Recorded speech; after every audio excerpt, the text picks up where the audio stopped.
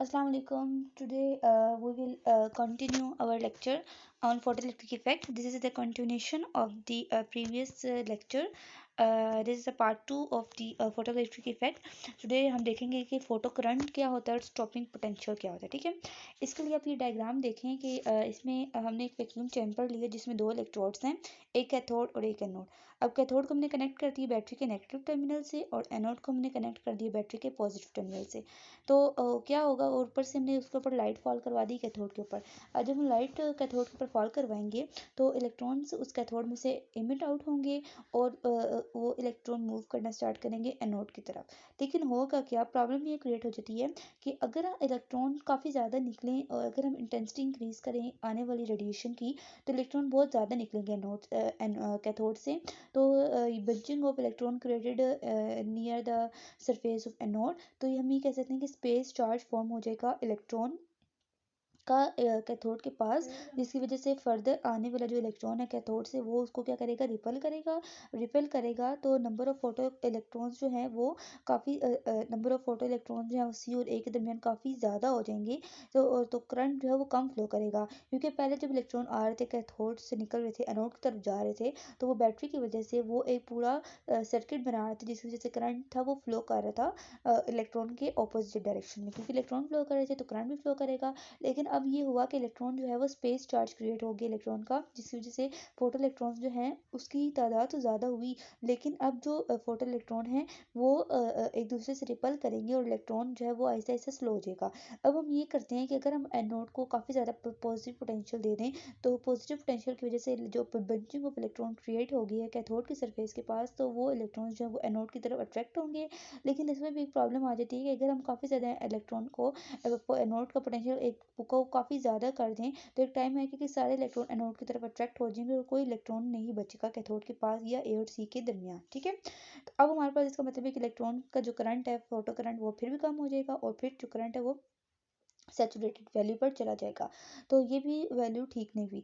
तो अगर हम ये करें कि आप जो उस जो एनोड है उसको इतना नेगेटिव पोटेंशियल दें, एक नेगेटिव पोटेंशियल देंगे जो अब इलेक्ट्रॉन आ रहे हैं उसकी तरफ, तो वो इलेक्ट्रॉन अट्रैक्ट होने के बजाय उससे रिपल करना स्टार्ट कर दें और हम लोग ऐसा पोटेंशियल के इलेक्ट्रॉन बिल्कुल ही मूव करना बंद कर दें एनोड की तरफ, तो उस पोटेंशियल को हम कहते हैं स्टॉपिंग पोटेंशियल। तो स्टॉपिंग पोटेंशियल हमारे पास क्या होता है कि वो minimum potential magnitude of potential anode पर विद रिस्पेक्ट टू कैथोड जो फोटो करंट को स्टॉप कर दिया, करंट की मूवमेंट को बिल्कुल कम कर दे, तो वो हमारे पास होता है स्टॉपिंग पोटेंशियल। ठीक है, तो स्टॉपिंग पोटेंशियल हमारे पास होता है। अब इसमें ये होता है कि जो करंट है अगर हम एनोड पर पॉजिटिव पोटेंशियल दें तो जो करंट है वो सेचुरेटेड हो जाता है। लेकिन अगर हम एनोड को नेगेटिव पोटेंशियल दें तो नेगेटिव पोटेंशियल पर एक ऐसी वैल्यू पोटेंशियल की जिस पर करंट जीरो हो जाए उसको हम कहते हैं स्टॉपिंग पोटेंशियल। ठीक है, तो अब इलेक्ट्रॉन जो है वो सी से ए की तरफ अगर मूव करेगा तो इलेक्ट्रॉन को काम वर्क करना पड़ेगा क्योंकि अगेंस्ट द पोटेंशियल, क्योंकि ए के पास अब नेगेटिव पोटेंशियल है और इलेक्ट्रॉन फिर भी ए की तरफ जा रहा है वर्क करके। तो वो जितना भी मैक्सिमम जो काइनेटिक एनर्जी होगी उस इलेक्ट्रॉन की वो उसको वर्क करने में गुजार देगा, तो काइनेटिक एनर्जी हमारे पास हो जाएगी वर्क में।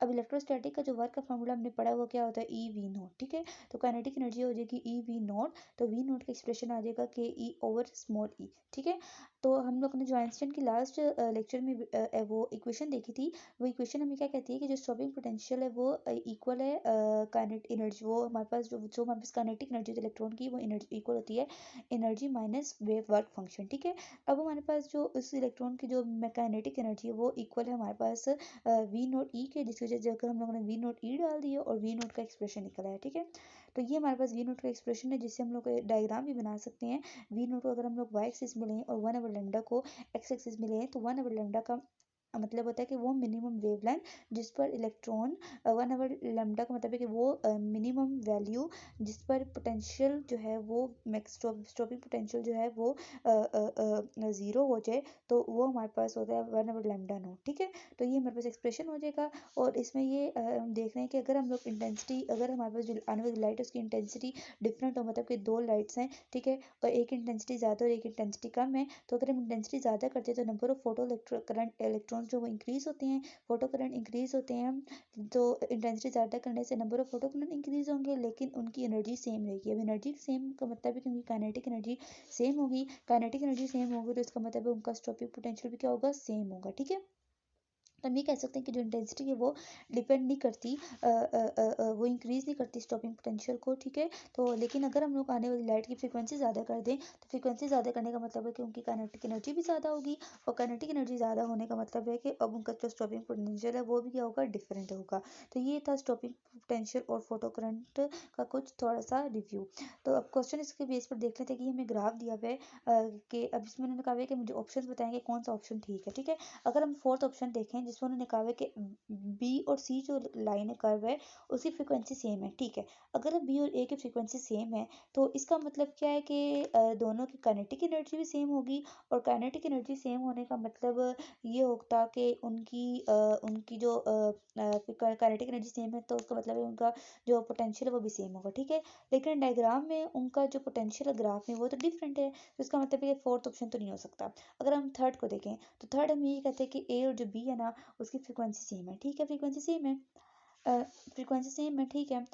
तो फ्रीक्वेंसी सेम है, लेकिन अगर उनकी आप इंटेंसिटी की बात करें तो इंटेंसिटी उनकी दोनों की क्या है, डिफरेंट है।